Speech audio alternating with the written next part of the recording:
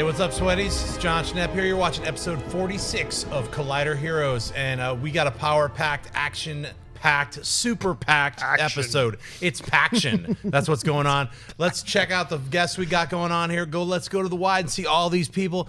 Right off the bat, what's up, everybody? We got Robert Meyer Burnett over in the corner. Living long and prosper, John. Yes, thanks for being on the show.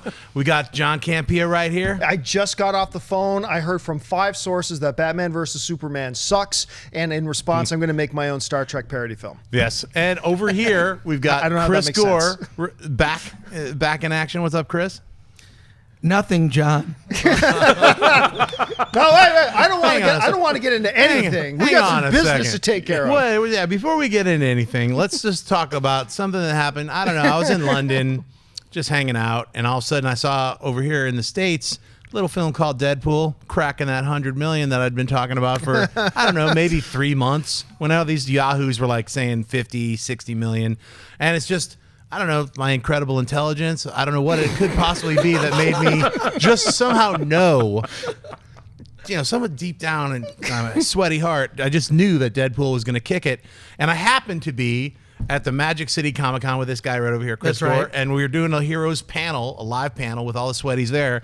And Gore, I said, Gore, will you be on the panel with me? And so we made a bet, because this guy, very wrong in his life. Well, we made a bet in his life. We made a bet in his life on social media to make sure to tweet it out so people knew that Deadpool would. You said it would make over 100 million. Yeah. I said it would make under 100. Now this is not a bet that I mind losing. Right. Right. I'm ecstatic that something like Deadpool actually made money, and it's great coming from Fox off the heels of the tragic Fantastic Four movie, which was god awful. We don't need to bring that open that old wound. But we made that bet. I thought, first of all, I wanted it to be that successful, but just I don't know. This renews my faith in the audience. I think the audience is, you know what, they still want superhero movies, but they want them to be smart. They want them to take risks. They want them to take chances. John, I lost the bet. So John, on behalf of myself and entertainment, I'd like to present to you this check for $25. I can see it's being blown out on the screen. Banco de Gore. That's my favorite part. It's actually written on there. You can barely see. But here, I actually do have a real $25 for you right here. And $25.02. It is signed. You can't see it because it's silver Sharpie, but this will be mounted here at Tweet out a picture of that later. Now, I should point out that Schnepp specifically asked for singles because he wanted to go to the strip club later. I was like, I wanted his account. I wanted you to make it rain, but it's all good. Well, we're going to spend it on Deadpool goodies and leave them here in the office. Thanks for being a sport about it, Gore. Of course. Yeah, all of us really wanted Deadpool to succeed. That's what that bet was all about. It was just all in fun. And I'm super happy that everyone came out, and it actually exceeded all of our expectations here at the table. Deadpool was such a fascinatingly fun, dirty, hard as R can possibly be R.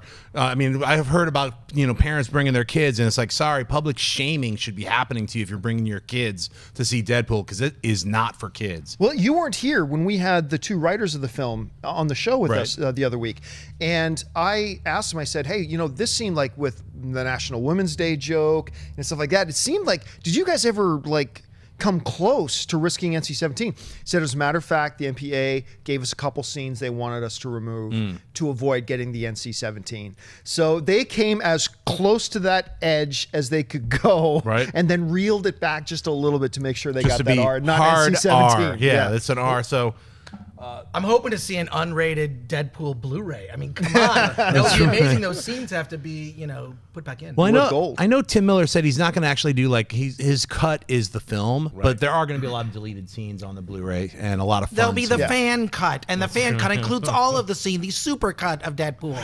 That's right. I think it can't be stated enough that one of the great, winners of this is filmmakers, because you have, Emma Watts, who runs Fox. What's a lot of people don't know is President of Production over President Fox, of Production at Fox is Emma Watts. She's a mom, but she's really kind of hot. And Diane Nelson, who runs DC Entertainment, also very hot. Worked for her in the past. She's great. They took a risk on what they wanted to do. That ultimately, you don't see studios now. It was a minor spend for a franchise picture. It was like $58 million, not including marketing. And the fact that they reaped this kind of a windfall from that film, I hope it bodes well for, you know, unique visions at the studio level, that you can come in and play in the franchise sandbox for a little bit of money as opposed to $250 million. Totally. And they reap the benefits, and it's good for every filmmaker. You know, no longer do you have to go from, say, what Colin Trevorrow did and make $1 billion movie. You can make a slow budget indie film and do a $500 million movie, Right. and still be considered very successful. Yeah, and I got to say, it also opens the door to be able to make R-rated content for adults and not be. It took them like 6 years to make Deadpool, to have that, Right. to make Fox feel confident enough to be like, all right, we're going to let you do this. It's still a risk. That's $50 million. It's not like $100,000. Go make some R-rated film. That's $50 million plus all the advertising. It's still a giant risk for any company to do, but they've proven that like there's an audience out there, especially with the way they marketed the film, that if you market a film properly and get to the right people, and then you make that film you're selling the film, and it better be the film that you're selling. You know, I felt like I saw that plus 100 times more when I saw the actual real movie. I was not disappointed. Sorry. Well, I was just going to say, I don't think, though, because I mentioned this briefly on Movie Talk the other day, I don't think, though, there's a lot of us who are so freaking happy about the results of Deadpool. You know, I gave it a 10, and I stand by that 10 after multiple viewings. But I don't think there's a lot of excitement in the fan community that this is going to throw open the floodgates now for R-rated comic book movies and stuff like that. And it's like, but let's not forget, Deadpool is not the first R-rated comic book movie. I could name 12 off the top of my head, and none of them, maybe one, did okay. Like a lot of them, like your Blade 1, 2, and 3, not one of them made over $30 million opening, or $32 million opening weekend. Kick-Ass 1, Kick-Ass 2 made like $6 million opening weekend. I mean, you got a lot of these films. I think what we had here, though, was a perfect storm of the right character being Deadpool, with that matched up perfectly with an R rating, that then had the perfect matching marketing campaign with source material that could deliver on the promise of the marketing campaign. Like, it was about 18 different moving pieces that came together to make this. So it's not just an answer of, well, now comic book movies can be rated R and they're going to be big blockbusters. That's not the case. But I do think that, like you were pointing out, I think there are going to be lessons to be learned over what happened now with Deadpool, and how on frickin' earth the same frickin' company and the same Emma Watson or Watts. Who's royally pooch fucked Fantastic Four, is the same people to then knock it out of the park with a home run with Deadpool. Leaves me scratching my head, but it makes me think maybe they learned some lessons. Obviously, robot duplicates. Which one is the real Emma Watts? We'll have to have her on the show. The Skrulls. Yeah. The Skrulls. Emma Watson is a very different person. That was not Emma Watson. But she's hot too. She's also very. I think, though, that also if you look at the fact that this is a true transmedia success, they've been talking about transmedia for a decade now. Right. It's never worked. Right. You know, they've look, if anyone's been following the 10 Cloverfield Lane Sure. augmented reality game, did you see that? No. I mean, they're doing some really interesting stuff, but this is the first time that it's really worked. I mean, they made Deadpool a spokesperson for breast cancer and testicular cancer. I know. Yeah. In the service of marketing a film. Who's ever done that before? Did you guys see the video of Deadpool answers questions? Yes. Like with TJ Yes. Miller? They intersplice the sex scenes. I mean, come on. They went Fight Club on Deadpool the next week for week number 2, so it's not ended. And this has been a perfect, like you said, it's a perfect storm of, I think, talent being managed correctly by the studio, being allowed to do what they want to do, but mitigating the risk. And as long as they can do that, that's the way to make big budget. And that's the way I think up and coming filmmakers are going to be able to break into the studio system now. It's going to give people, look, Tim Miller is a first-time director. Yeah. Now, he came out of commercials. He was like Ridley Scott. He came out of commercials. He did animation. But it's like He did all- first-time director, but long-time director. He's been directing Right. tons of television spots. He did that Justice League and the DC video game, Universe the Online the intro. game Right. intro that I watched like 30 times. I Yeah. had no idea he directed it. He should have gotten some credit for that, because it was like they don't give people credit for those kinds of things. You know what I mean? But that was amazingly well done. No, it was amazing. And then you have talent that's really committed. I mean, Ryan Reynolds, say what you want about his career. I've always liked him since Van Wilder. Sure. He hasn't made the best choices, obviously. And I think when he went into Green Lantern, it should have been great. But that movie, as we've talked about before, Right. is tonally all over the place. Yeah. But here's a filmmaker. Here's your lead cast, and here's a studio that gets behind a project, and they're all in. They're all in because it's not $200 million. It's a $58 million roll of the dice, and I hope we see more of that from new filmmakers. Supposedly now Wolverine is going to be rated R, so we are seeing that kind of weird. I don't know if I buy into that gut punch, like R rating is hot now, so everyone's like scrambling to get an R-rated it's not superhero the rating, film. It's the vision.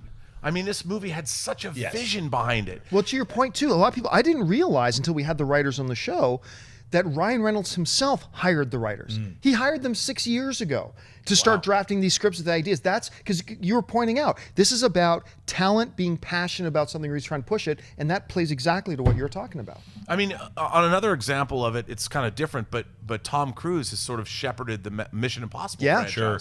I mean, that franchise has been going on for a lot longer than a lot of other Keeps getting better franchises. every movie gets better. Who saw that coming? Not me. And look, that's another case where Tom Cruise met Chris McQuarrie, and they worked together on Jack Ryan. They had a great experience, and now they've become a director-star team that continues to work together, and that's the way it should happen in Hollywood. Then you get the audience benefits. We get great films. Well, speaking of great films that seem to be happening, let's talk about Justice League, because it seems to be happening. It's going to be shooting in April. So amidst rumors of delays, new directors getting swapped out, other fear-based crybaby school annex from the last couple of weeks, we now know that Justice League is scheduled to begin shooting its principal photography on April 11th. At least that's what we've been told. That's an announcement. I don't seem to see that as being something that's not going to happen. Zack Snyder tweeted this image that you see right here. Keep that image up, please.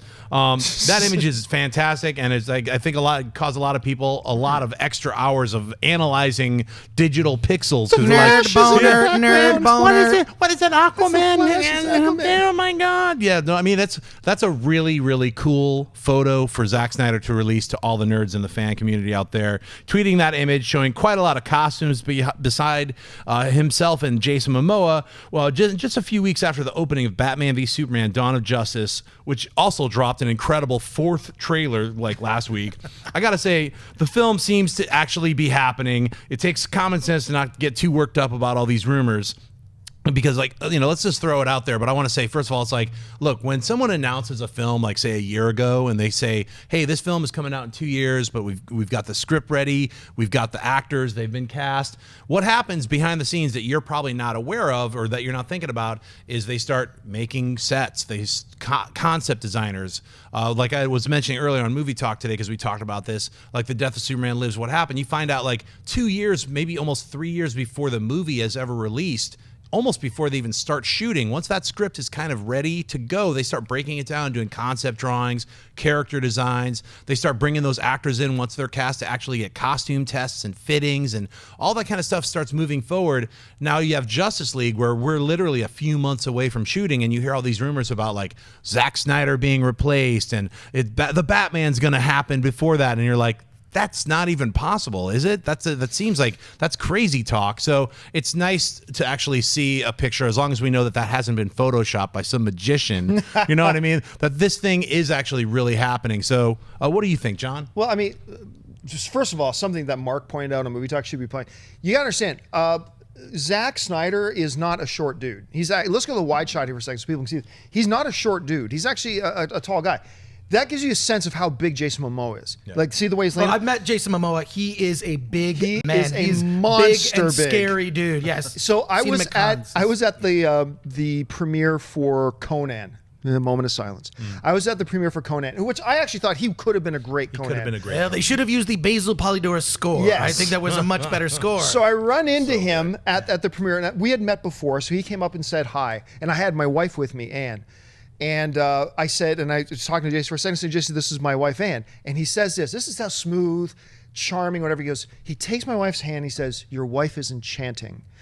For the next 7 days, my wife looked at me with the eyes of disappointment, like compared to him. But look, here's the thing. We all know this first movie out of the gate, this Batman versus Superman, we all know this is going to make bank. We know it's going to be a huge hit. I'm guessing around the 185. I think high end maybe 210. You're thinking around the 200 million, probably high end 220. I'm not taking bets. It's just Gor's not taking bets on this one. But I will say this, and that's going to happen, okay? But now let's talk theoretically for a second. Batman versus Superman opens up to a $103 million opening weekend. Opens up to a $95 million weekend. It's not, but let's just play what if for a second. These rumblings and these rumors about them reevaluating Snyder, them reevaluating their strategy, whether they want to move, if Ben Affleck's Batman in the movie is well received, then moving him in front of Justice League. I'm telling you, if that happens, and none of us at this table believe it will, but if that happened, those whispers, those rumors suddenly don't become all that unrealistic, because we know that Warner Brothers historically has been, especially with their comic book films, incredibly reactionary. Incredibly reactionary to a fault. And that's why part of the reason when they announced this big DC slate, I'm like, Warner Brothers, they're showing some initiative, showing some confidence. But this thing opens to $100 million instead of that 190, 200. I am not going to discount the possibility that we're going to hear an announcement shortly after that Zack Snyder now has scheduling conflicts, and that Ben Affleck's Batman might be coming sooner rather than later. It ain't going to happen, but if it did, don't be surprised. I'd only have to lower it a little bit. $100 million, they're still making Justice League. If it was like, think so? Yeah, you don't think they're going to be really disappointed with that? They would. But I mean, it feels like that would be impossible. What do you think the number would? I agree, it is an impossible. But where do you think the number would? Yeah, John, what do you think the number's going to be? No. For the failure rate, it would have to be like 40 million. It would be like, at that point, even Sujihara is getting his hands chopped off in the public square. I'm just of Warner saying, Brothers. but I don't think that's possible. I think I don't think so more so than likely, it's going to break that 150, 200 million. Oh, I totally agree. But it would be the audience ratings, the Metacritic responses, and less so like what critics say, more so what the audience says when they leave the theater, which will have that either the axe effect of like, everyone's disappointed by it, and then the following week it'll be 70% drop off, or everyone's like, it's incredible, I can't wait to see it a second time, and it'll just ride into Justice League forever. It's like, I think it's going to be a huge hit, Batman v Superman, because my mom knows who Batman is. My mom knows who Superman is. The Marvel universe, the Marvel Cinematic Universe, with all due respect, these are not your A-list that other than Spider-Man and Batman, the two in terms of just like as franchises, people know those characters more than any other.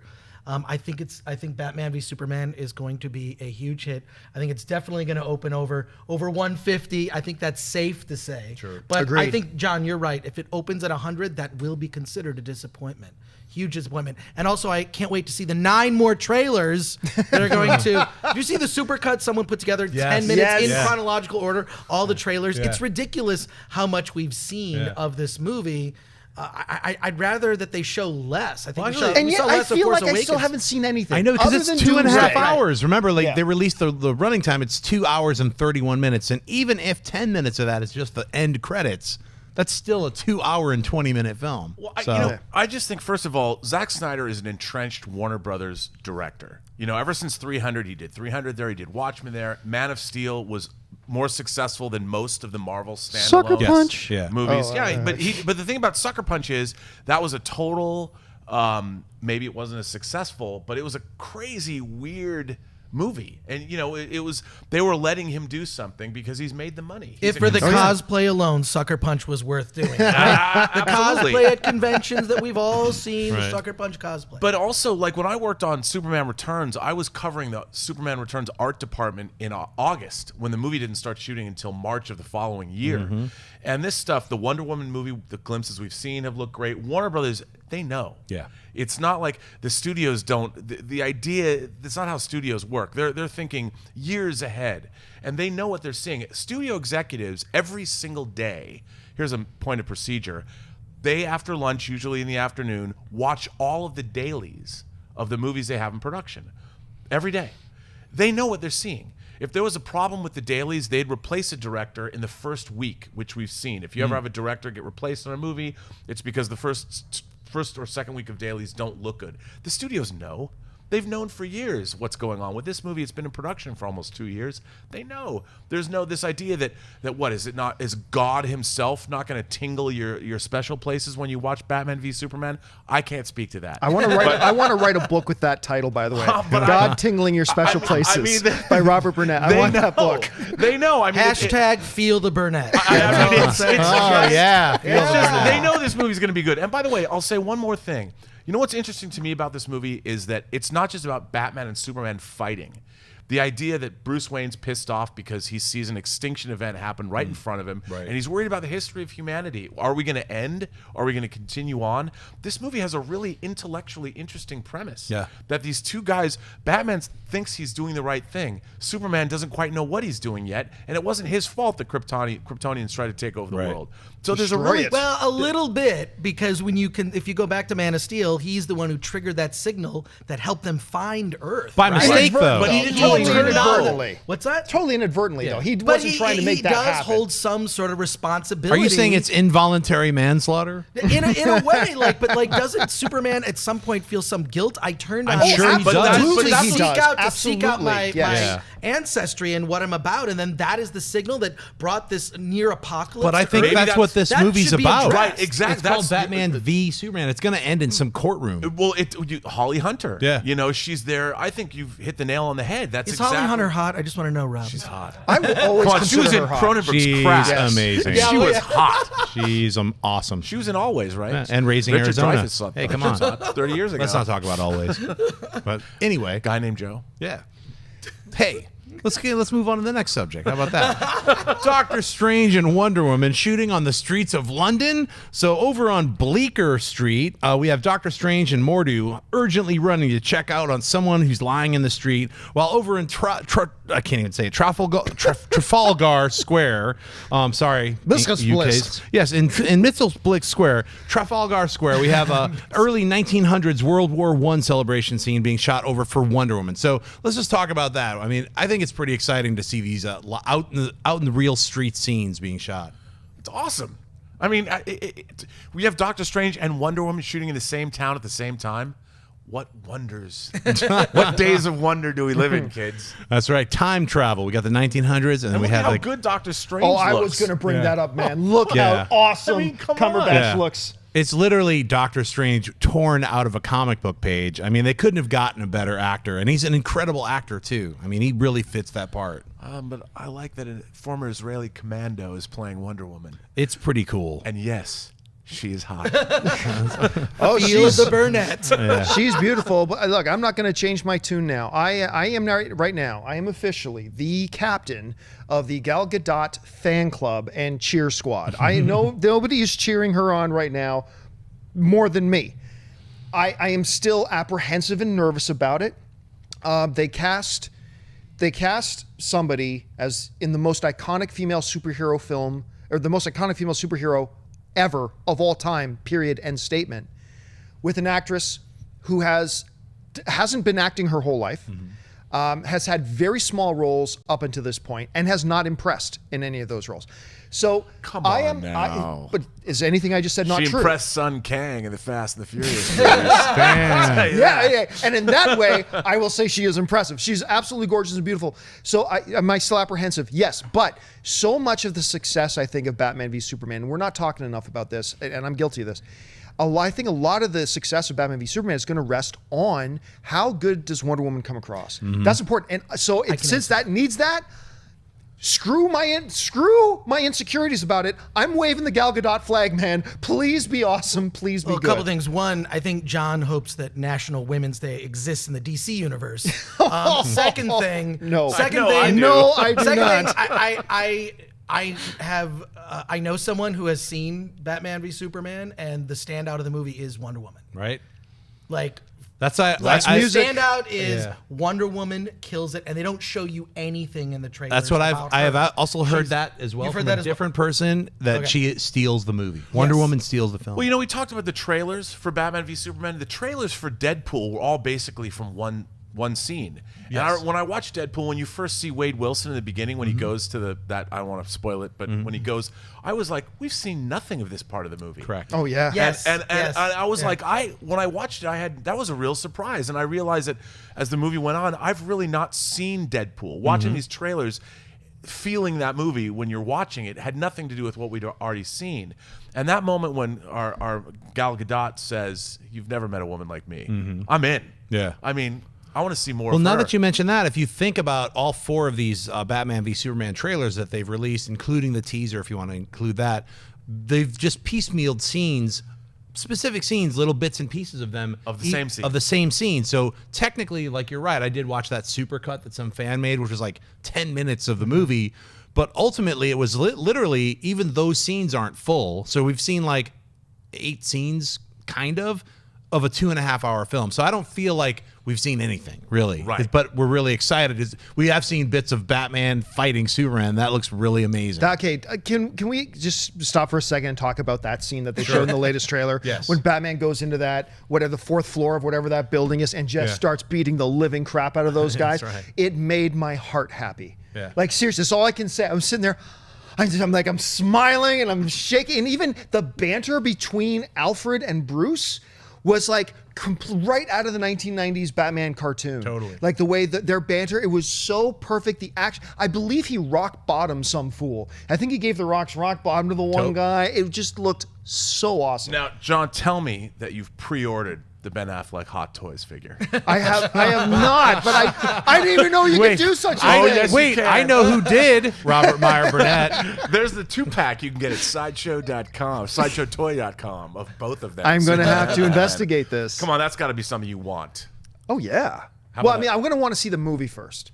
I'm going to because no matter how much I think the movie's going to be awesome, I also thought the Phantom Menace was going to be awesome. So That is exactly what I reference whenever I am not buying any toy until after I see the film because we all had I boxes of know. Phantom Menace toys. Yeah. Remember that? Yep. and Captain Phasma toys, Yeah. she's in the movie for 5 minutes. I know. Damn Chris, it. you're probably the biggest Batman fan here. Yes, What that's do you true. think of Affleck's costume in that scene? I love it. I I think do it's right too. out of Frank Miller, the Dark Knight. Which, if you want to renew your faith in comics, I read that comic once a year. The collected Absolutely, graphic yeah. novel of that it's amazing. And so yeah, I'm all about it. I'm still holding restraint. Although I did buy the voice-changing mask at Target, because it's right from the helmet. I know. And the eyes light up. Have you seen it? No. Oh, it's badass. Is it the difficult. armored? It's The armored difficult. the voice, armored helmet voice-changing mask. mask. The only thing I bought so far is like a tiny, like from the Dark Knight Returns, like Batman in his armor, like the cheap version too. I was like, "You're not getting my $20. Here's 8." I'll withhold the full amount All before right, I see I the give it-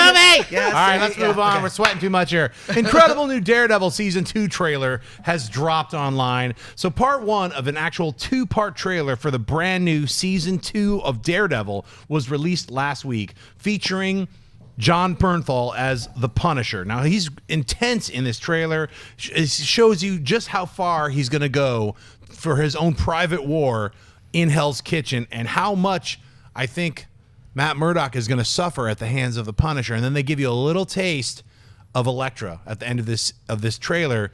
I mean, for all of us here who've read Daredevil, especially the Frank Miller runs, seeing that Punisher version, especially the Punisher, the way he should be seen, it's fantastic. I am incredibly excited for, I believe it's March 18th when they're going to drop 13 hours of pain on our brains. You and Holly just got to come over. We'll get Yeah, like we a just have to- mountain of junk food, Yes. and we'll just blow through the whole freaking thing. Yeah, we have to see all of it. So let's talk to Robert. What do you think about that trailer? Well, I loved, again, it has to entice me from, I hate to say this, an intellectual standpoint, but when Frank Castle is giving Daredevil the speech about, he's talking about like, you're a half measure. You know, you don't do what, and I'm here to solve this problem. I'm like, fuck yes, Yeah. I'm in, because that's what I want to see. Again, you've got two men that are essentially trying to do the same thing, which is clean up the streets, do good, Right. and one of them's not doing enough. You know, what is enough? There's a fundamental philosophical difference between the Punisher and Daredevil, and they're gonna fight it out, and that's interesting. You know, I think that's what makes Superman or Batman v Superman interesting too, and it looks cool. That's compelling drama. So in addition to all the superhero heroics that we're gonna get and all the fighting and the action, at the end of the day, we seem to be in the era of two superheroes having a difference of opinion. Definitely Captain America, Iron Man. Yeah, and it's going to be really interesting to see how all of that plays out. Hopefully it'll start a national dialogue before the election. But isn't that sort of a symptom of we've seen the origin story?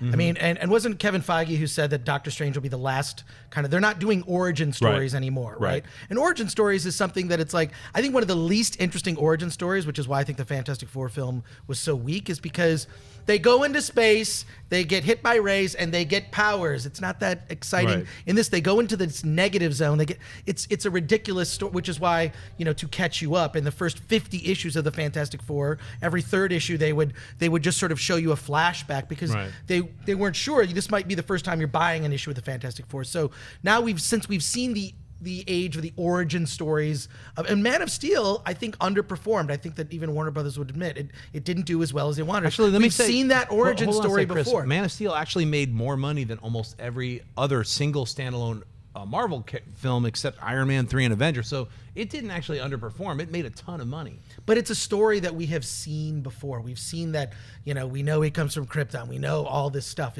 We don't need to see it. That's why I think I think it's smart the way that Warner Brothers is advancing the slate. Like, let's just get the Justice League. We can show Aquaman's story in a flash, in a movie that takes place previously. Same thing with Wonder Woman. Sure. All that takes place before.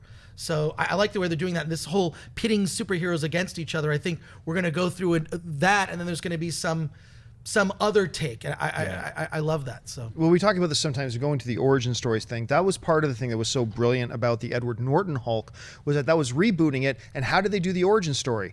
In 90 seconds of opening credits, with just newspaper articles, a few sound bites, and boom, you're caught up. You knew the origin story. Going back to why are we so enthralled with this Daredevil and Punisher thing, and you were alluding to it already, but it's exciting to see muscle versus muscle, and it's muscles that are having. So that's when we see the trailers for Age of Ultron. We see the Hulk fighting the Hulkbuster. That's exciting. Why are they fighting? We don't know. We don't care. They're going to fight. That's cool, and it is. It's very cool. But there's something far more compelling about a battle of ideologies. Right. And so when you get these two, and that's why I think when you're seeing Batman and Superman, and the way DC's done a great job of setting up why Batman is so pissed at Superman. Why, and they're starting to do a good job of letting us know why Superman is looking down on Batman at the same time. But I think this Daredevil ad, well, I'm far more excited about Batman v Superman, I am, but what this Daredevil ad did a little bit better than what the Batman v Superman marketing has done was it truly did make this is a war of ideologies. They both want the same thing, safer streets, cleaner streets. They want the scum put away, maybe just in different ways. Right. But it's how they're going to do it, and you can see why it puts them in each other's way and at odds with one another. And to me, that is so bloody compelling. And I really, really enjoyed that first season of Daredevil, and I cannot believe I'm even more excited for the second season now because this spot just looked incredible. Yeah, I think they upped the ante by bringing in characters like the Punisher and portraying him the right way. I mean, he is a murderer. And he's going to go that step. He's basically like what the Joker is always like, you'll never do it. You'll never kill me. Because Batman has that thing where he's... Wrong. Yeah. Well, I mean, Batman has always had that thing where he's not a murderer. He's not, I mean, you can go back in, the first couple issues of Batman, he chucked a dude into a chemical plant and murdered some people. But they didn't really know what he was doing. He was like, hey, I'm not even a character yet. I've still got purple gloves on. We're going to cut him a break. But, nowadays we've got, some, solid characters like Daredevil. He's not out to murder people. The Punisher is like, I'm taking you out. You're getting eliminated. So you're right. Seeing those two ideologies go against each other, it's going to be quite intense, I think. So I'm really looking forward to it, and I can't wait to see how they weave Elektra in. Let me give you, I'd like to play a little over-under. Let me throw out an over-under number for each of you guys and see where we get. The over-under number is 20%. 20% is the over-under. Over or under 20%, the possibility we will see Kingpin back this season. Chris, over under 20%. Absolutely. We're going to see Kingpin. So you're going to go over. Even in a cameo form. Okay. He was such a powerful character. There's no way we're not going to see him. I'd say you'll see him him in prison maybe, but he's not over 20. Yeah, over 20%. I think over 20, and I'll tell you how he's going to do it, or how it's going to work. It's going to be the beginning of the Born Again storyline. You know, Yes, the end, yes. the end Oh, where, yeah. That where is the greatest where, Daredevil story where ever. Matt Murdock goes home and his whole Yes, building where he lives no. comes down, and there's the Daredevil costume. You in the had to rubble. sign it. You had to sign it. I mean, and what they've done such a good job of going back, because our Lord Feige knows, even though he has to deal with Ike Perlmutter still on the television side. He's got all those fanners. But he's got the fanners. He's got the fanners. They're looking at those comics. They're going back to the comics. And if they interweave the Born Again storyline with Elektra, Oh, that would be crazy. that's a season But 3 that's that I season can't. 3, that's season right. 3. That's what I mean. Yeah, That's yeah, season yeah, 3. yeah. But they're going to introduce Elektra and they can play that all out. But that's some really great storytelling. Yeah, giving me chills, man. I That know, would be right? incredible. Born Again is my favorite Daredevil. Me too. book, Me too. period. And then you know they bring in Nuke. Like, Yeah, in they've fact, already I done originally everything. thought when the Netflix series was going on, when I saw the teaser or something, I heard it was like never say his name, which was that nurse choking that dude out in the comic book, and I was like, oh my god, they're really doing that. But maybe they're saving that because, you know, I mean, hey, well, no spoilers if you haven't seen Daredevil, you should check it out. because they can do the Punisher and set up Elektra, but the Born Again thing can be. Whew. Hope that I'm- happens. my palms are getting sweaty, actually. Yeah. Like, it's All right, just- let's move on. Sweaties. It's coming very soon, children. All right, minor mutations, yo. Here we go. Impressive Bruce Wayne avoiding Metropolis damage in a Jeep commercial. Yeah. Let's cut away to that. Oh, yeah. That was a Jeep commercial. And it was exciting. It was the first car commercial that I actually enjoyed. And just in that one picture, he's out acting George Clooney from his run as That's Batman. true. Just in that one picture alone. Where is the credit card, Batman? Number 2, we got Deadpool crosses $500 million worldwide. Now that's some popcorn. Number 3, we've got Todd McFarlane once again talking about Spawn has an R-rated script and it wants to get made. I don't know if that's going to happen. And 4, and finally, we've got DC is renumbering everything again with Rebirth. Let's talk about this. I'd like to just, before I'd love to talk about the Rebirth thing, I just want to mention, like I heard that Todd McFarlane was talking about this Spawn script. It's R-rated. It's ready to go. But then I was like, wait, I've been hearing that for like the last 10 years. Like, what's At different? least. I mean, have you guys heard? Is it getting made? No, or we what's- said this on Movie Talk literally last year on Movie Talk. There was a story about Todd McFarlane talking about a new Spawn movie, blah, blah. And at that time, a year ago, I think you were on the show with me too, I said, don't care. I mean, I will care when it actually happens, but I don't want to make a story anymore out of Todd McFarlane talks about a new movie. He's been talking about it, just like you said, for 10 years. Yeah. Talk to me when some studio actually picks it up and they're going to production. Then I'll be interested. Then we can talk about it, because we've done this song and dance now every year on the year, like clockwork, of him coming out and talking about, oh, now I'm going to do this with this movie. Now I'm going to do this with this movie. Just tell me when you're going to production. Until then, I don't want to hear it anymore. How about you, Robert? You know, I was fooled once with the Spawn movie. And the animated series I liked. I did I too. thought the animated HBO series did a was good really job. cool. It's creative, different. I just think in this day and age, the problem with Spawn is he just doesn't interest me as a character. I mean, maybe when I was 12, Right. he was more interesting. So, he goes to hell. You know, he's working for the devil. And it's just like, it's too... I don't think it's going to exist when we're watching Tony Stark and Steve Rogers go at each other. Right. I don't know if I want to watch Spawn. I don't know if you're going to have to work really hard, and you're going to have to get like Steve Zalian or somebody to come in or to write a script that's going to make me want to see. Well, it's like that they made you care about Deadpool, right? I mean, how Right. much did we? I didn't really know his origin. I mean, that much detail. And I'm sure they changed it from the comic book, but it made you care about Deadpool. Right. I mean, how can you got to make me care? And Spawn is like something like someone made a comic book about a really cool action figure. That's kind of what Spawn is to me. So I don't know that it translates to movies. It's the kind of in development when they change a character so that it actually works on screen. I don't know that Spawn necessarily works. Maybe that's why it's better as an animation. Right, As you pointed out. He's kind of like the Crow. Like I Right. love the Right. Crow. I still think the Crow, the Alex Proyas one, yeah. Crow from 94. 94 is Yeah. the best, one of the best comic adaptations I ever agree. I done. love it. It's beautifully done, and the Crow is essentially Spawn. Yeah. You know, a character who comes back from the underworld to avenge his girlfriend's rape and murder. Right. That's interesting to me because he's a guy and he plays guitar and he says things like "It can't rain all the time." That's a but song here's lyric the- from his music that he writes, and I get sad for him. There's the Eric genius. Draven. Eric Draven. And his name's Eric Draven.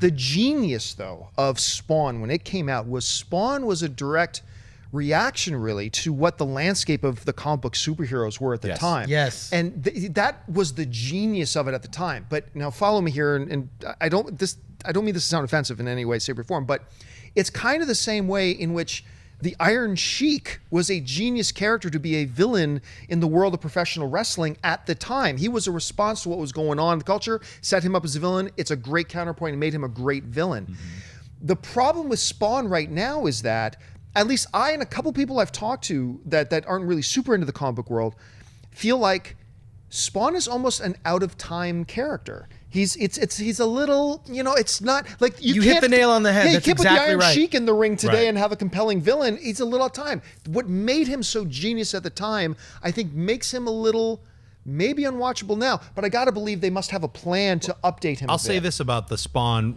this new script that, it's been floating around. It's not like a new script, but it's been around for like the last 3 or 4 years. It's like a ghost Spawn is what I would call it. It's more of like a horror anthology where Spawn is almost like the crypt keeper. I don't know if he's not going to float around like that, but whatever. It's like, it's less about.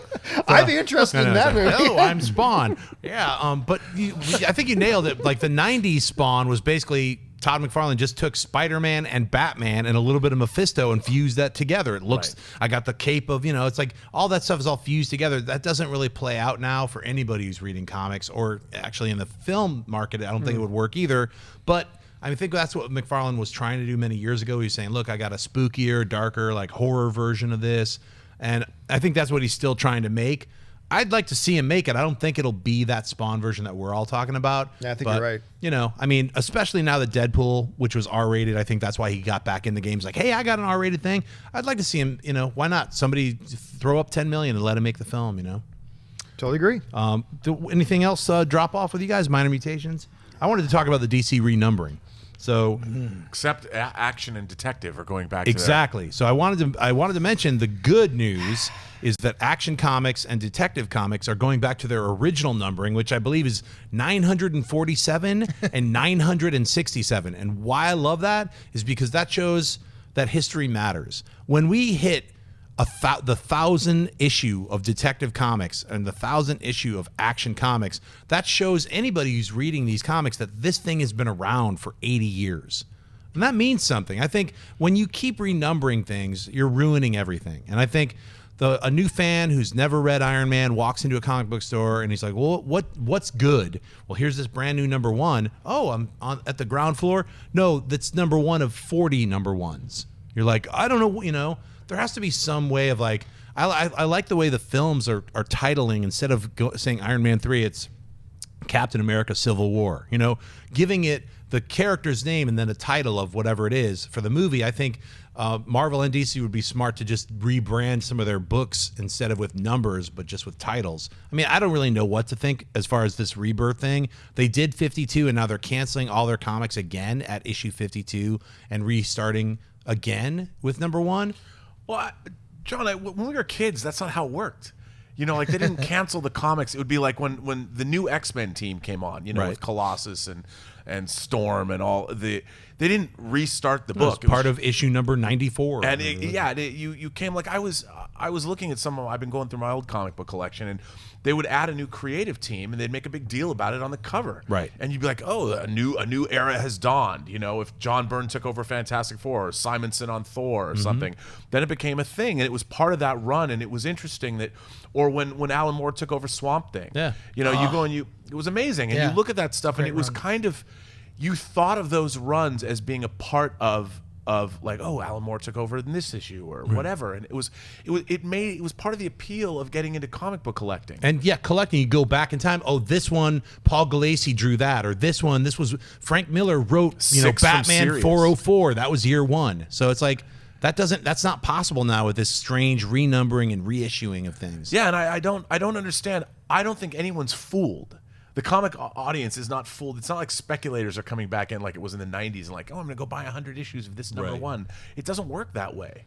I'm going to get number one of Star Brand from the new universe. But therein lies a dilemma, though. Unfortunately, if they don't renumber everything like what they're doing, how do they? I mean, I think that's kind of like going back to Action Comics and Detective Comics. I think is a good, like, they're dipping their toes back into going back to some of the numbers and they might actually go back to Batman and Superman and Wonder Woman and Aquaman, the original numbering, after they do this rebirth. That would be my guess, and they might slow it down a little bit because along with this, they lowered the price. So instead of $3.99, that's $2.99 a month. I mean, a lot of people have different ideas on what the future of comics are going to be. So I'm happy to see that at least DC is trying to do something about it. So I'm going to support them with the rebirth thing and give all those new issues a shot. Like I tried 52, what was it, like almost two and a half years ago. Some of the issues worked, some didn't. I think they were really smart about the way they did stuff. They canceled stuff that wasn't working. They really put a lot of really good creative teams on the stuff that was working. So, I'm interested to see what happens with the rebirth. So, all right. Let's move on to something that's called Flashback. This week, we are going to talk about Punisher Warzone. This came out in 2008, and yes, it was R-rated, and it was a superhero film. Not a lot of people knew about it. I think the marketing campaign that worked so well for Deadpool was seriously bungled on this project. Punisher Warzone didn't get any marketing. It was just kind of dropped into theaters. I remember seeing it. I was actually working on Venture Brothers in New York when this came out, and I went by myself to see it because nobody wanted to see it with me. I went into a theater that was completely empty. There was like an old lady in the front, and then some weird dude tried to sit next to me, and I eyeballed him until he moved away. And I saw Punisher Warzone and thoroughly enjoyed it. This third feature film reboot to feature Frank Castle, a.k.a. the Punisher. This time he was portrayed by Rome's Ray Stevenson, a really good actor, and it was directed by the talented Lexi Alexander. This was an R-rated action adventure done much closer to the actual comic books than either the Dolph Lundgren or the Thomas Jane films that came before it, with a split personality of like hyper-violent, satisfying revenge, incredible violence, and a weird kind of colorful duotone, almost Batman and Robin kind of scheme, especially whenever Jigsaw, which was played by Dominic West, showed up. He's doing his best to channel Two-Face from, I think, the Batman Forever film. Let's talk about blowing up dreadlocked, skimpy roof jumpers with rocket launchers. How about you? Who has the best memory of Punisher Warzone? I just remember I was at a press screening for it. Lexi Alexander was there. Ray Stevens was there. And I think it was down at the Century City at the AMC 16. Mm-hmm. Came out of that movie, and Ray Stevenson surprisingly is standing in the foyer, and nobody's talking to him. He's standing there alone. So I'm like, whatever. And I walked up to him and I said, because remember, this movie also had the stench on it of the John Travolta Punisher. Correct. That was still kind of in the air. Yeah, it was suffering from that. Yeah. And I walked up to Ray Stevens, and I remember saying to him, I'm going to be straight up with you. I thought this movie was going to straight up suck. And this movie was awesome. I am unabashedly a huge fan of this movie. Mm-hmm. I thought the action was so far ahead of its time. You're seeing some really cool action in a lot of these comic book movies now that Punisher Warzone was doing back in 2008. It was backflipping in those movies. And you know what? I cannot say enough about the job that Lexi Alexander did on this job. I have been wanting, I get it, the movie made $10 million, cost $35 million to make. It's tough for a director to get another high-profile gig, but I'm telling you right now, any of you studios, I don't care which one, you give Lexi Alexander a high-profile pick, I'm there. Well, I'm totally there. Before we should mention, because we haven't said it yet, there's all this talk about diversity and gender equality in Hollywood today. Lexi Alexander is a woman. Yeah. And she directed it. She's also she directed the Supergirl pilot recently. She did an Arrow episode. She did a cool movie called Green Street Hooligans with Elijah Wood about soccer hooligans. She's really talented. I mean, she could do Catherine Bigelow level type stuff. Definitely. I mean, she could do Near Dark all the way into doing Hurt Locker. Well, right now she's directing Limitless, that TV series, Limitless. Right, exactly. But I agree with you, John. I mean, I think she did an incredible job directing this film. I love Punisher Warzone. I'm like in the small camp, like Patton Oswalt and I had a really long talk about Punisher Warzone. Why do people hate it? It's a great film, and it's exactly what the Punisher is. It's super violent. You're following Frank Castle on his mission of vengeance, and that's what he's on through this entire film. I mean, to me, I think it's one of the greater underrated superhero films. How about you, Chris? I never saw it because I listened to the haters. But upon listening to you guys, I will now see the movie. And I will never listen to haters again. Wait until you see the dining room scene. I love the dining room scene. Well, no spoilers. In fact, let me just say this. It's not a spoiler, but that dining room scene is inspired by Batman Year One. Remember? Oh, I it's could totally see that. A little more violent instead of like you've all eaten at Gotham, and he puts the thing out. This is just like incredible violence. Illustrated by David Mazzucchelli. Yes. Well, I loved. Remember the first Punisher miniseries? It was supposed to be a 4-issue miniseries, but it was actually 5-issue miniseries. Yeah, by Mike Zeck. Yeah, Mike Zeck. Yeah. I loved Mike Zeck's art. His art in that comic was great, and Yes. that was my first introduction to the. Was Punisher around before that miniseries? Yes, he was. He was actually introduced in Spider-Man issue. I think it's like 129. So. That was my I didn't read that, but my first introduction was. I've always had a soft spot for this character, and then we saw Garth Ennis, his version of the Punisher became super violent, uber violent. I mean, this was clearly inspired by some of his work. Yeah. But I thought this movie was, again, a great adaptation of the source material. You know, it wasn't something that strayed too far, and it really honored what had come before. Most definitely. And I think that was worthy. I never understood, why did people not like this film? It's one of those, it's like The Crow. It's kind of been forgotten. It was horribly mismarketed. It just got dropped into theaters, and no one really knew what to do with it. I remember it's like, oh, it already came out? And in their defense, it's a tough movie to know what is the right marketing strategy for that film. It's tough because it's not like a Daredevil where you got so much fun and humor and jokes that you can really play on. Like it was a terribly done, not a good marketing campaign. I'm not sure how I would have handled the marketing campaign though. This is a tough one to sell because it is brutal, hard R, little known comic book character like Deadpool to the non-comic book viewing general movie audience. It would have been a challenging one to do. Definitely. All right, let's move on to Spotlight this week. Dr. Fate is our character that we're going to talk about. It's a DC comic book character, Dr. Fate. The character was created by Gardner Fox along with Howard Sherman in the 1940s. And he's been in the Justice League, the Justice Society. He's had his own comic book series many times ever since then. His powers come from an Egyptian mystical helmet, amulet, and cloak, and involve getting trained by an ancient sorcerer named Nabu the Wise. A lot of little elements of Doctor Strange kind of scrimped into this character, that they kind of absorbed from this character. This guy was around before Doctor Strange. Kent Nelson has been Dr. Fate the longest. He's been resurrected to teach other newer Dr. Fates how to battle against the Lords of Chaos and all these other kind of like mystical characters. And this character has been seen in a ton of all the DC animated series as well as the live action television series Smallville. I believe it was in its very last season when they introduced the Justice Society. Should the good doctor make the move to the big screen or go back to the small screen? Let's start with you, Robert. Sorry. Go ahead, Chris. Oh, sorry about that. No, I'm just looking at the costume. I'm sure Adam Driver would be perfect as playing Dr. Fate, don't you think? I don't know, Rob. I'm sorry I jumped on you. No, I was going to say, Dr. Fate was once a chick. Oh yeah, that's right. She was a woman for a while. Yep. She was the wife of one of the Dr. Fates. No, I agree with you. I think Adam Driver could play that. The only thing about Dr. Fate, first of all, one of the greatest looking costumes. Love his helmet. The helmet's iconic. Yeah, the helmet is so cool. But it's his. If you go back and you look at how many different people have been Dr. Fate, it's kind of like what happened to Hawkman. Hawkman. There's all these different Hawkman. Who's the real Hawkman? When Timothy Truman came on board and did his Hawkman and Hawk World and all that. Is there a definitive Dr. Fate storyline? I feel he's one of the characters that I love. Dr. Fate. Like I love when Sean McManus was drawing Dr. Fate, because I'd seen his work on Omega Man. I was a huge Omega Man fan, and I really got into Dr. Fate during that run.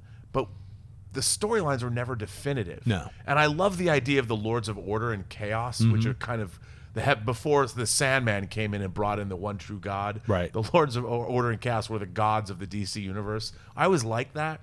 But there's no definitive story. I got to say, there was a 4-issue run that Walt Simonson drew. And I remember that, at least to me, was kind of a defining characteristic from I like the costume. It's a weird blue and, silvery gold, but it's specifically the helmet itself. He looks cool. I just wish the character was given more to do. And I agree with you. They've kind of like, every once in a while, they're like, what do we do with him? Make him a woman or make him a couple. They could separate at one time. Now he's an Egyptian. Yeah. It's so the character has some issues that they have to figure out, I think, maybe, in the comic book first. But I think the character itself, his powers and what he represents could be turned into something really cool. I liked the sequences that he was in Smallville. You know, there were only a couple. Well, I loved him as part of, to me, he was almost like the Superman of the JSA. I mean, I know there's a Superman of Earth too, and I get that. But he was, to me, when I thought of the JSA, it was always Dr. Fate, Dr. Midnight, all these guys with these cool sort of retro costumes. They were my favorites. And they're all doctors. What's up with that? I don't know. I still remember you could really tell who was your comic book geeks, when watching, like when they did the Justice Society in Smallville, I remember I was watching with a group of people that episode. That was back when, a bunch of friends used to remember back in the time when a show would come on and friends would get together on like a Tuesday night or a Thursday night and watch a show together. Those are good times. But anyway, and they're going through, and remember the first thing you see in that thing was the helmet. It was just the helmet. And there's there's three people in the room going, that's Doctor, and everybody gets all excited, that's Doctor, and like everybody else in the room had no idea what the hell you were talking about. This is one of those ones, getting back to the whole point of Spotlight, totally this could be a movie. Totally this could be a movie. And it's not often that I say, yes, this could translate well. And even more rare do I say, do I think it could actually make a good television series? I always, not always, but 90% of the time I lean towards better as a movie. This is one of those ones where I'll go like, yeah, this would make a pretty good serial. This would make a pretty good television show. I'd be on board for it. So I think this is a really good one. Right on. Chris? Well, one thing they have to address is, does he have the yellow underpants or does he not have the yellow underpants? Because remember that non-controversy over Superman's red underpants. Where'd the red underwear go? And you know what? It actually looks really good without it. Yeah. It does look good without it. And I think that's always the challenge in taking a character to the big screen is how much of the original costume do you preserve? Right. How much do you update it so that it actually looks functional in the real world? I think Marvel did an amazing job with Captain America's costume. I mean, it actually looks like a functional thing. And the fact that it started out as like this just way to promote war bonds. Broadway. Yeah, a Broadway kind of costume. It's cheesy. Like, I love that. So they'd have to come up with a way to fix that. But well, in Smallville, they did lose the yellow underwear. He just had like kind of a yellow belt. Right. But the rest was like a blue thing. I mean, I think bigger than that, you can really fall into like kind of the magical sorcerer type of elements. I mean, he could be a good character to bring into Shazam, maybe. It's like, they're all part of that same universe. I don't know how they're going to, Or Wonder Woman. I mean, if your Wonder Woman movies set in World War I, I like the fact that he has a historical, like En Nur and Apocalypse. He's from ancient Egypt. Yeah. The world's oldest mutant. So why not do something like that with Are you saying the Justice Society could be in the Wonder Woman movie? How cool would that be? That would be really, or at least some reference to it. Yeah. Why have we not even speculated that up to this point? Now that you're saying it, I'm like, well, how have we not even speculated that? That's kind of cool, like a precursor to Justice League. Like, why not? Or they do some kind of, I don't know if they've gone that far, but I really like the idea. I mean, one of the problems that I had with The Watchmen is when you see the Golden Age characters in the beginning, they're wearing these costumes that were drawn. Right. They didn't work in the real world. When you see Mothman dying in the revolving door, you're like, none of these costumes that the Minutemen are wearing. The comedian worked because he's paramilitary in a way, but that's what you just said, that the Captain America, the first Avenger, did so well is deal with his costume. Right. I mean, and the Captain America World War II costume was that's such a great costume. It looks like Captain America, but it's completely utilitarian. Right. It has Rob Liefeld pouches on it. From SWAT. And it works. And that's what I think. How cool would it be to see a glimpse of the Justice Society? There's no reason you wouldn't, because they've already said that, like, within Man of Steel, Batman had been around in Gotham for many years before Superman ever came about. So I think, especially you've got Zack Snyder, who directed Watchmen. He might be laying little Easter eggs all around Gotham and Metropolis about Justice Society and other characters from the 40s. Obviously, Wonder Woman, 1900s. She's already existed for how many years before? So and clearly been fighting. People know of her existence. So you've got, at least in the DC cinematic universe, you've had a meta-human around for a full century before Superman emerged. Yeah, they'll just have to figure out how to explain Cheetah's costume. Right. So she was in a Broadway play. She was in a Broadway play at a burlesque show. Welcome the Cheetah. That'd be actually cool. I'd like to see I buy that for $1. I'm like, that's her origin. There you go. All right, let's rock on. Let's get to the Twitter questions. This week we got Celtics C527 asks, for the Green Lantern Corps movie, do you think they should start off with Sinestro and his Corps as the villains already? The Sinestro Corps, like, they've already got the Green Lantern movie. Are they going to keep that as part of the continuity of this brand new DC world? No. So no, they're going to yellow ring at the end. No, they're going to run away from that. But I do think, look, even though one of the things, and I thought a number of things actually worked in the Green Lantern movie, even if overall the movie disappointed. But one of the things that I thought worked up to a point was Mark Strong as Sinestro. No, I thought Mark Strong, who is a ridiculously talented dude, I thought he was working as Sinestro. What a stupid post-credit scene, though. I'm a good guy, I'm a good guy, I'm a good guy, I'm a good guy. Wait, I'm a bad guy. Like, that didn't make any sense.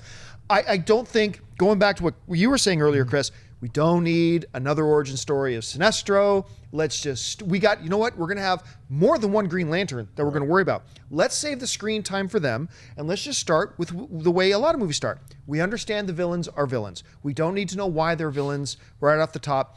Let's just start off. I think you start off with Sinestro. You start off with there being a Sinestro Corps, and then you move on from there. That's just the way I think they should do it. How about you, Robert? Sinestro's a fallen Jedi. You know, he's part of the good guys. He was corrupted by the dark side through his ambition. And we get it. You don't need to see him be a good guy. Plus, I'd rather see, that's an interesting, whether they're going to use the Sinestro Corps at all in the Green Lantern movie or not, we can still have him on the periphery, bring him in the second movie or whatever. I mean, it's that, I'm a huge fan of Jeff Johns' Green Lantern run, all the way up through all the different spectrums that he introduced, all the different color rings and all that. And I loved Blackest Night, and I loved the Sinestro Corps War. I loved all of that.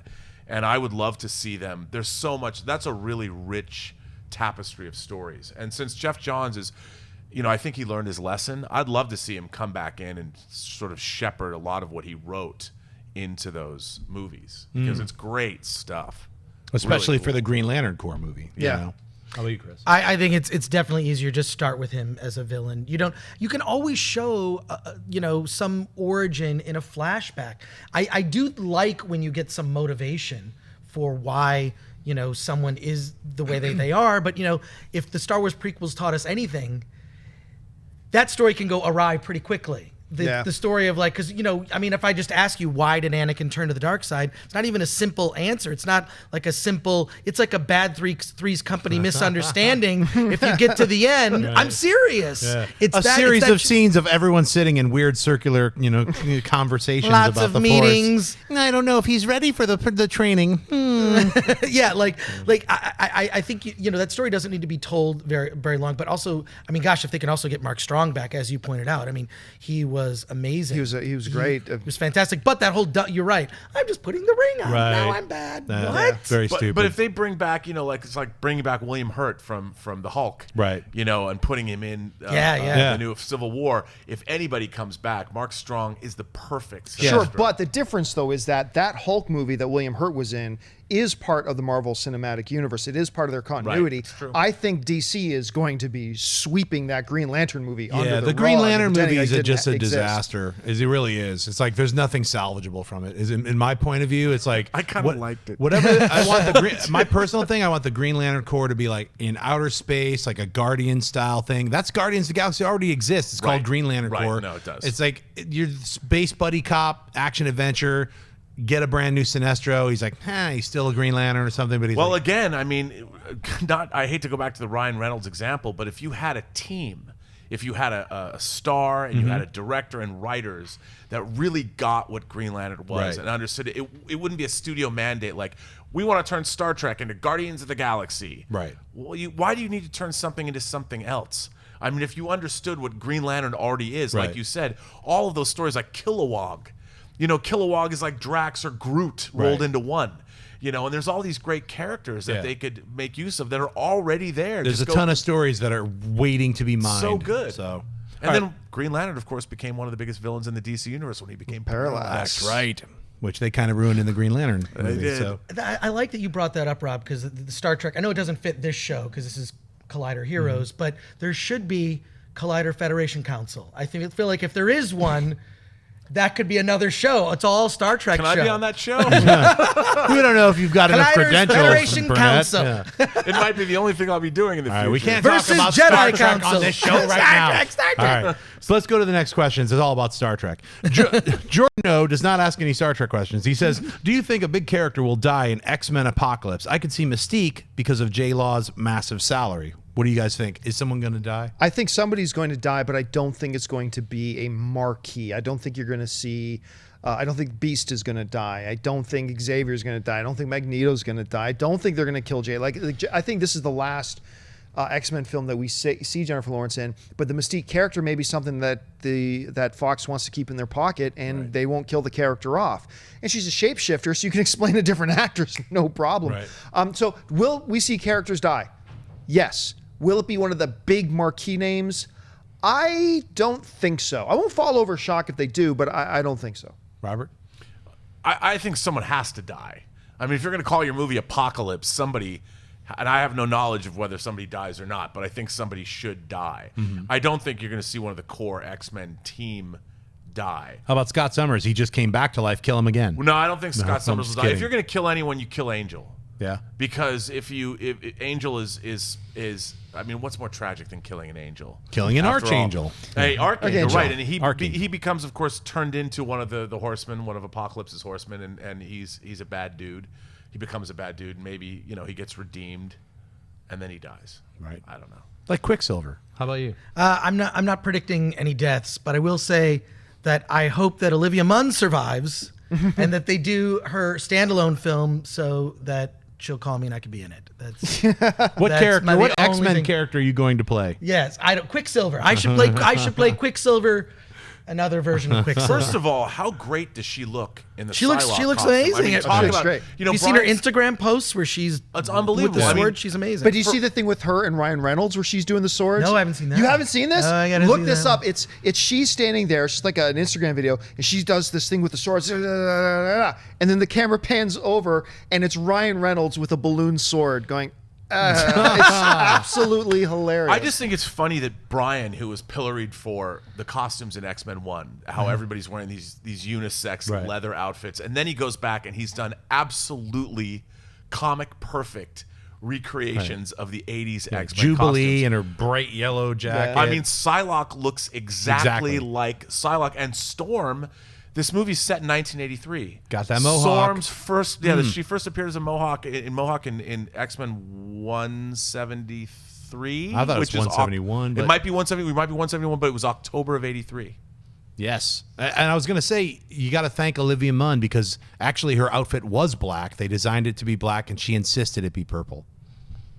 There So you go. thank you, Olivia. Next question we got is Tony Poirier asks, some great fan films are out there, like Batman Dead End and Punisher Dirty Laundry. Any favorites, short or feature-length fan films that you guys have seen? There's a couple that I really enjoy as fun little things. Like there's a couple of guys who I ran into at one of Mark Ellis's comedy shows where they do like, I think it's called the Superhero Beatdown, whatever. It's like Batman versus Deadpool. Oh, that yeah. one with the Catwoman is being held prisoner by Deadpool. Yes. That's fun. There are a lot of really good, because they go back so many years, there are a lot of really good Star Wars fan films. I was gonna- like yeah. some really, really good Star Wars fan films that go back, like going all the way back to Troops with our buddy Kevin Rubio, who did that, which is kind of it's kind of the Godfather fan film Totally. for fan films today. So there are a lot of really good ones. I haven't seen a bunch of comic book based ones that have really struck me, other than some really good funny ones. But they're out there, and I love fan films. I love watching fan films. Chris? I'm a huge fan of fan films. I mean, going back to like the original Hardware Wars, and Yes. the parody ones, The or the Egg ones Beater. by Ernie Fosilopoulos or He whatever did you pronounce Porklips it. Now, too. Porklips Now, all of those. So I think that Kevin Rubio's Troops that you pointed out, that one was kind of the resurgence of like, oh my God, fan films have reached a level where they're potentially threatening to Be Hollywood as good productions as a be Hollywood as film, good yeah. because you can get off the shelf software, you can make that stuff. One of the ones that I just want to point out, if I could let people know about this one, is Grayson.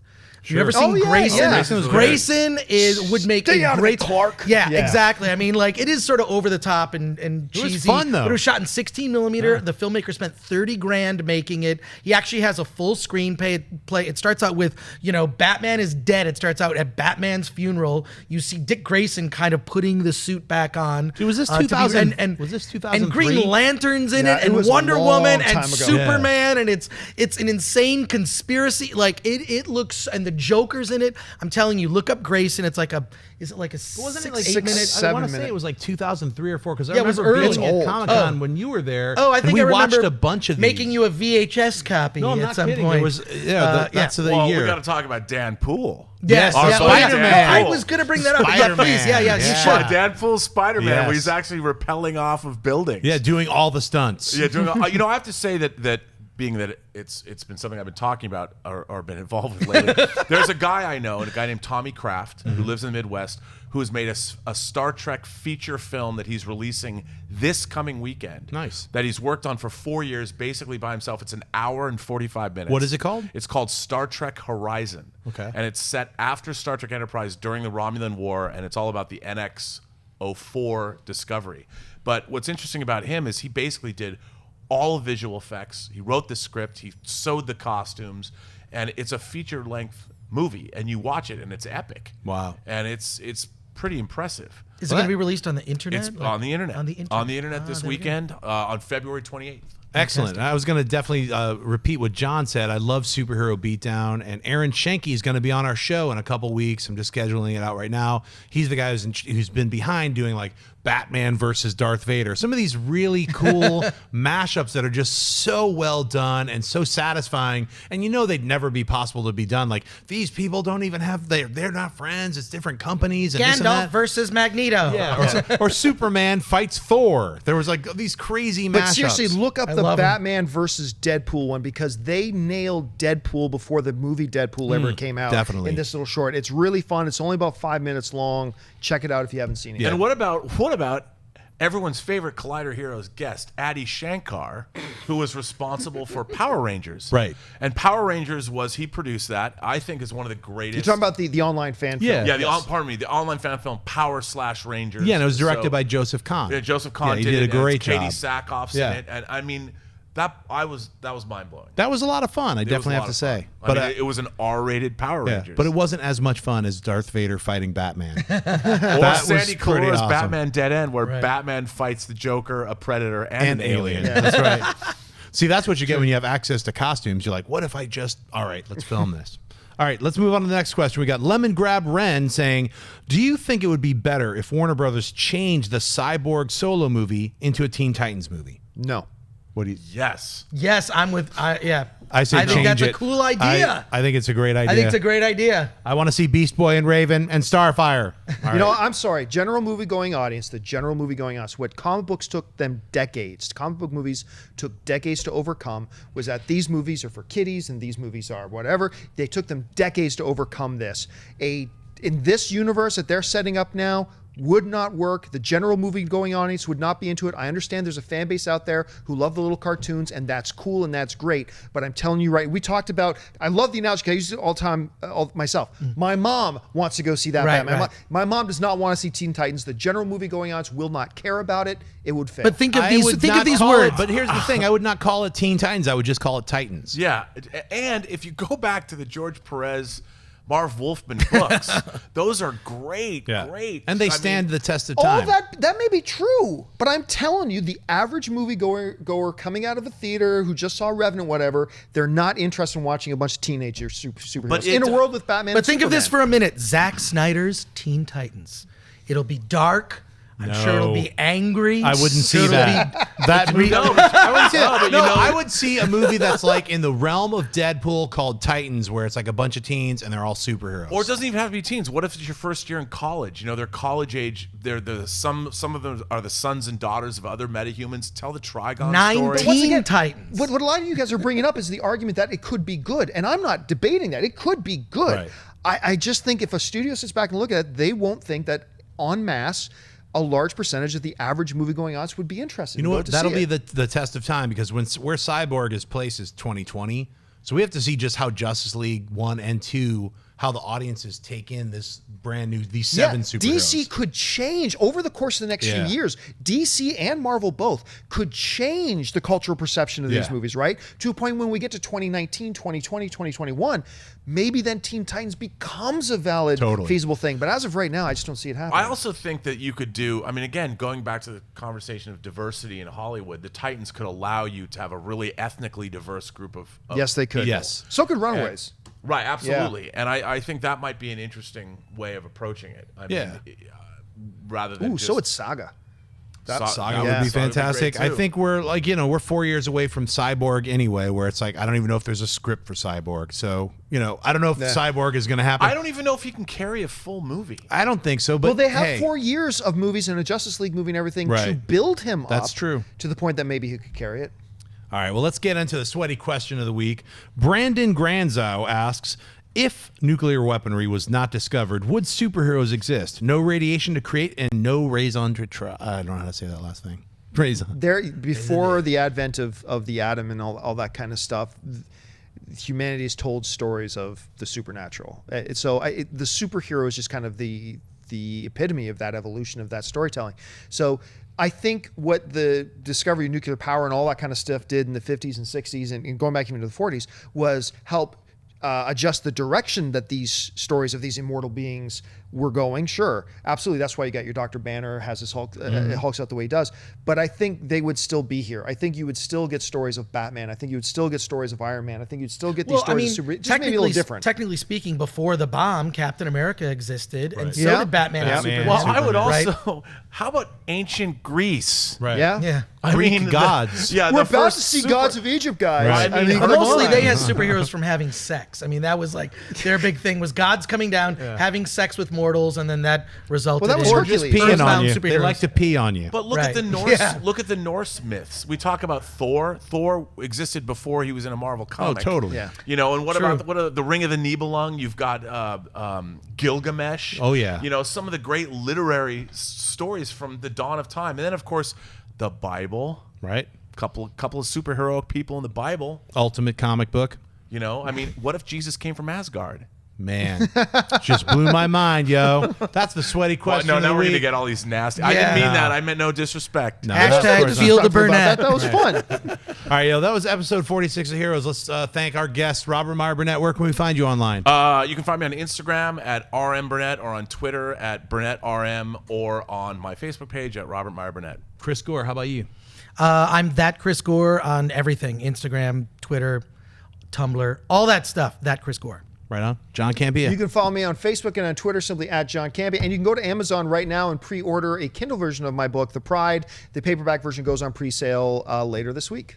Right on. You can follow me on Twitter and Instagram, just at John Schnepp. You can get my film, The Death of Superman Lives, What Happened, at TDOSLWH.com. And check out Kickstarter this coming Tuesday. I'm launching Sweaties Unite, Rise of the Uber Nerd. It's a brand new documentary. I'll see you guys next week. Hey guys, if you like this video, click the thumbs up button. Also, make sure you subscribe to our YouTube channel. It'll help you stay up to date with everything we've got going on here at Collider.